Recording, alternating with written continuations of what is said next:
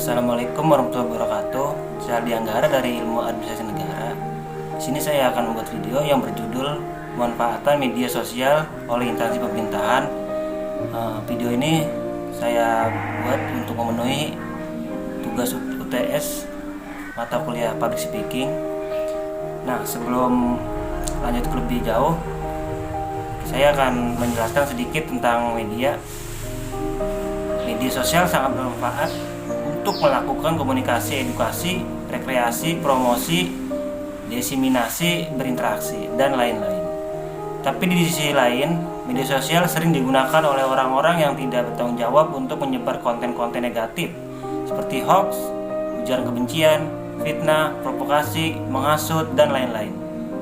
Hal ini sangat berbahaya, yang berpotensi memicu kebencian, kemarahan, yang menyebabkan disintegrasi bangsa.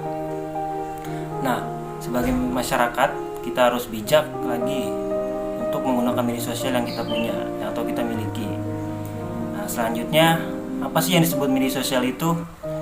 Jika merujuk pada Kamus Besar Bahasa Indonesia, media sosial adalah laman atau aplikasi yang memungkinkan pengguna dapat membuat dan berbagi isi atau terlibat dalam jejaring sosial.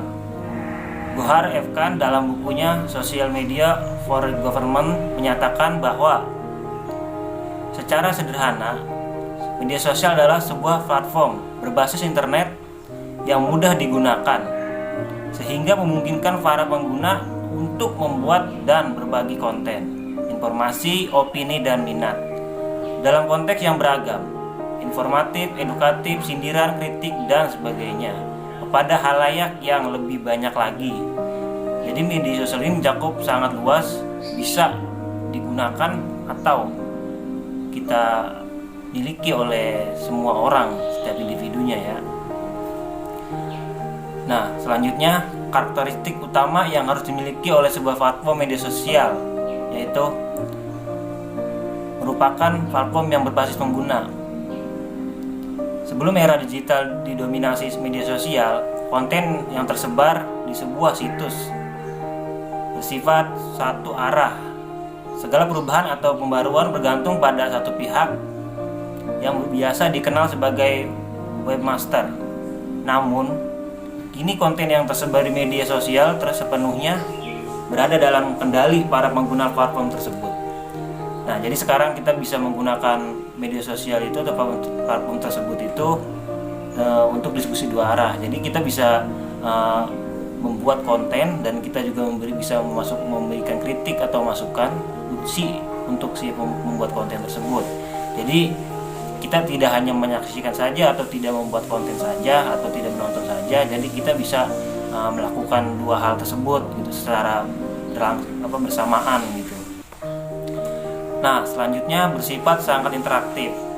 Dalam setiap platform media sosial yang populer saat ini, interaksi antar pengguna menjadi sangat penting. Intensitas interaksi yang terjadi dalam sebuah konten akan dibahas dalam bagian indikator penilaian keberhasilan suatu konten. Nah, jadi media sosial itu harus sifatnya harus interaktif ya, harus saling memberikan tanggapan atau memberikan jawaban gitu. Jadi jangan monoton banget gitu. Jadi kita sebagai pengguna atau sebagai webmaster itu harus sangat-sangat peka terhadap konten-konten yang dibuat gitu atau konten yang ada. Jadi kita pergunakan konten tersebut itu sebaik mungkin, sebijak mungkin agar bermanfaat untuk kita. Nah, lanjut. Pengguna merupakan pembuat konten. Sebagai platform yang berbasis pengguna, konten yang terkandung di dalam suatu platform media sosial pun sepenuhnya berada dalam kendali masing-masing pengguna. Hanya saja, jenis konten, tulisan, gambar, video, atau audio yang dapat dipasang di masing-masing platform memang berbeda-beda. Ya. Jadi setiap orang yang atau pengguna itu adalah si pembuat konten tersebut. Jadi karena seiring berjalannya waktu atau perkembangan zaman dan teknologi, jadi sekarang kita juga bisa gitu menjadi seorang pembuat konten karena kita bebas memposting atau video, menyebarkan video atau berita atau apa, kita bebas gitu dalam media sosial kali ini. Ya, untuk selanjutnya kita bebas menentukan sendiri pengaturan akunnya. Pilihan pengaturan akun atau laman setiap pengguna yang disediakan oleh masing-masing platform memberikan kebebasan pada pengguna untuk menyesuaikan sendiri tampilan muka hingga fitur-fitur yang ingin ditampilkan. Nah, jadi di media sosial ini kini kita punya akun tersendiri, kita punya privasi sendiri yang tidak bisa orang atau diatur orang. Jadi kita mempunyai privasi sendiri, kita bisa mengatur bagaimana atau fitur-fitur apa yang bisa orang lain lihat untuk melihat media sosial kita. Jadi kita bisa aturnya sehingga kita bisa kita bisa memberikan atau menyajikan media sosial kita itu sesuai yang kita inginkan untuk dilihat oleh halayak banyak gitu. Nah, selanjutnya bergantung pada hubungan antar pengguna hingga komunitas yang terbentuk. Semakin banyak hubungan yang terjalin antar pengguna sebuah platform media sosial, semakin besar pula kemungkinan interaksi yang dapat terjadi. Dan semakin banyak pula komunitas-komunitas yang terbentuk atas kesamaan minat yang dibagikan oleh masing-masing pengguna. Nah, jadi semakin kita banyak berkomunikasi, semakin kita banyak memberikan masukan atau memberikan tanggapan, kita juga bisa mempunyai komunitas tertentu untuk yang terbentuk dengan kesamaan minat atau kesamaan pendapat atau pandangan gitu. Jadi kayak di Indonesia sekarang itu kita banyak grup-grup ya, grup-grup untuk jual beli atau grup-grup burung atau jual beli burung, kita grup-grup atau segala macam sebagai halnya gitu. Jadi kita mempunyai tujuan atau minat yang sama, kita bisa berkumpul di situ gitu dengan konteks online, konteks di jaringan sosial gitu. Jadi nggak harus kita bertemu langsung, tatap muka langsung, kita juga bisa bertukar pendapat di dalamnya gitu. Jadi lebih efisien aja gitu ya. Nah, untuk selanjutnya memberikan peluang koneksi yang nyaris tak terbatas. Media sosial memungkinkan pengguna terhubung dengan siapapun, dimanapun dan kapanpun. Anda bisa saja terhubung dengan teman-teman lama hingga seorang yang berasal dari negara yang mungkin belum pernah Anda dengar atau kunjungi sebelumnya. Siapapun dapat terhubung dengan siapa saja selama terhubung dengan internet. Nah, selama kita mempunyai kuota atau kita mempunyai jaringan yang baik untuk mengakses media sosial tersebut, kita bisa terhubung dengan siapapun, dimanapun, kapanpun. Jadi kita tidak ada batasan untuk berkomunikasi dengan orang atau dengan negara mana. Jadi kita bisa berhubungan dengan orang-orang luar negeri di sana atau teman-teman lama yang dulu kita dekat mungkin udah pada pindah. Jadi kita bisa berkomunikasi kembali di media sosial. Jadi manfaatnya banyak banget gitu media sosial ya. Kita juga bisa berkomunikasi dengan orang-orang luar negeri, kita bisa saling sharing gitu. Selanjutnya, manfaat media sosial bagi organisasi. Media komunikasi digital mirip dengan kegunaan media sosial bagi individu. Saat ini hampir semua organisasi memanfaatkan media sosial sebagai saluran komunikasi digital mereka dengan masyarakat. Media pemasaran, daya jangkau media sosial yang sangat luas menjadikan media sosial sebagai salah satu sarana utama dalam peningkatan penjualan dan pemasaran digital saat ini. Nah, jadi sangat berguna banget gitu media sosial ini bagi organisasi, apalagi yang bergelut di jalan yang pemasaran atau marketing gitu. Jadi dia untuk memasarkan produk atau barangnya itu lewat media sosial aja gitu. Jadi lebih efisien lagi, lebih mudah lagi, tidak lebih irit biaya juga ya kalau kayak gitu, lebih enak gitu. Nah, selanjutnya media sosial untuk pemerintahan merupakan salah satu inovasi tata kelola pemerintahan yang memaksimalkan teknologi. Pemanfaatan media sosial ini juga dapat menjadi salah satu jalan keluar permasalahan-permasalahan yang ada di masyarakat. Berikut beberapa manfaat media sosial bagi pemerintahan. Nah, yang pertama, mendorong efisiensi pemerintahan.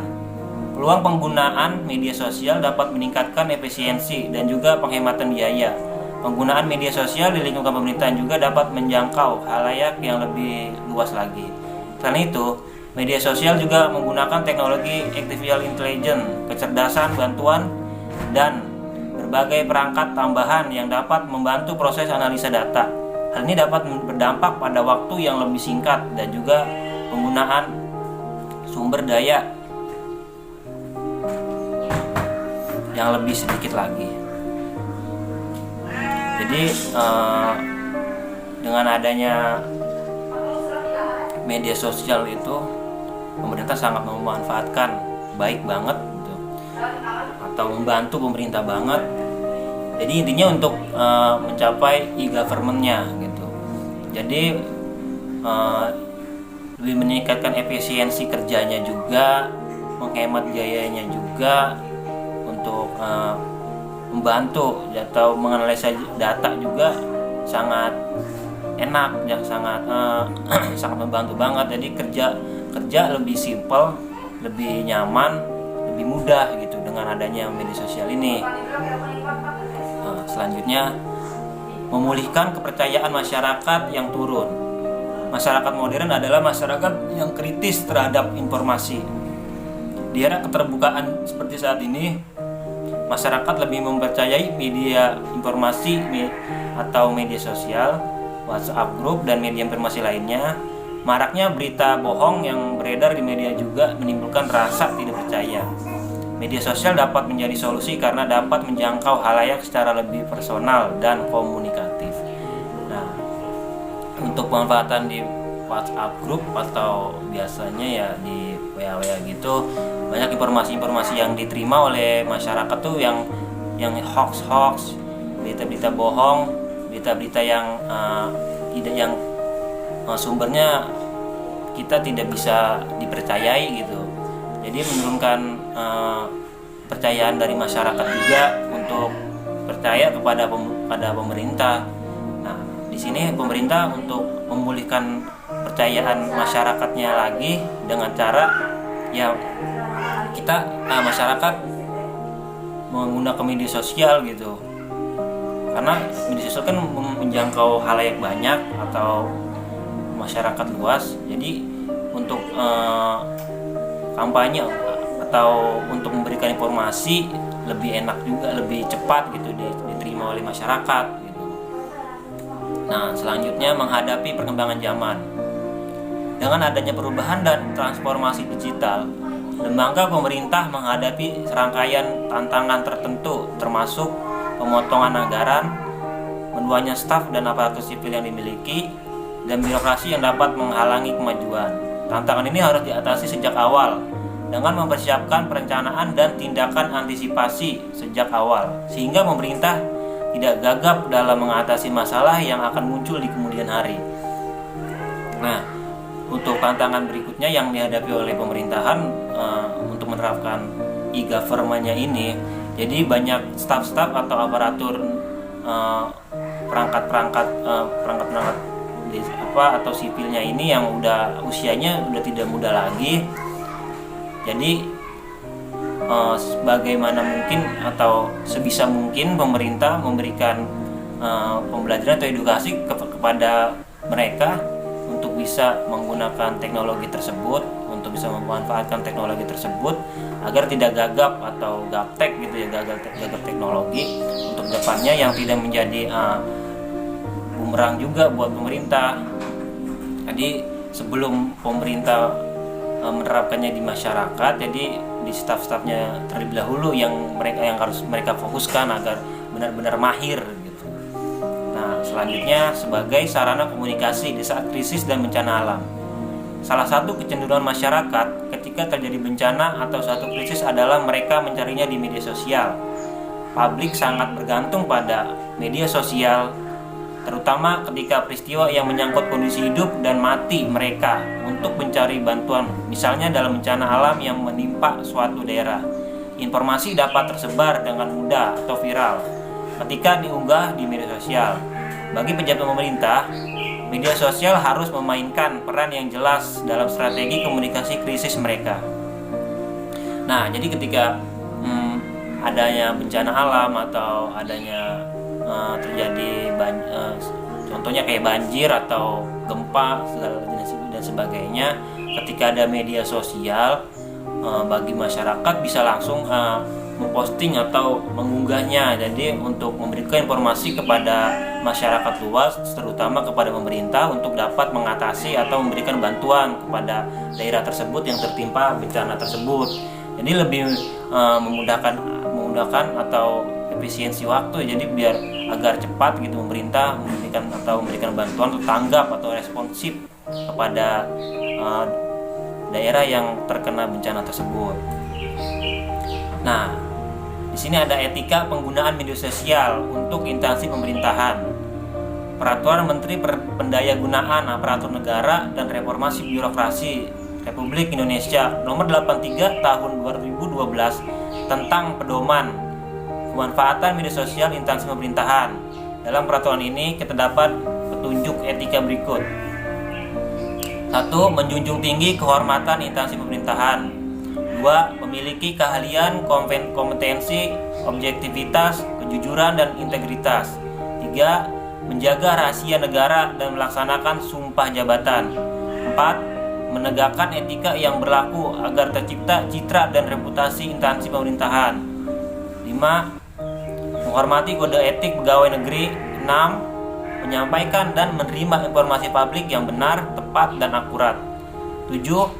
Menghargai, menghormati, dan membina solidaritas serta nama baik instansi dan perorangan. 8. Melaksanakan keterbukaan informasi publik sesuai ketentuan peraturan perundang-undangan.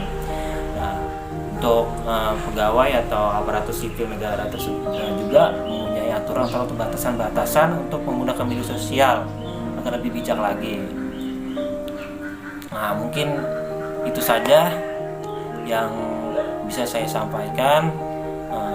Kurang lebihnya mohon maaf, masih banyak salah-salah kata juga yang saya sampaikan. Saya meminta maaf juga kepada penonton atau viewer saya karena saya masih dalam masa pembelajaran, mohon dimaklumi. Kurang lebihnya mohon maaf. Wabillahi taufiq wal hidayah. Wassalamualaikum warahmatullahi wabarakatuh.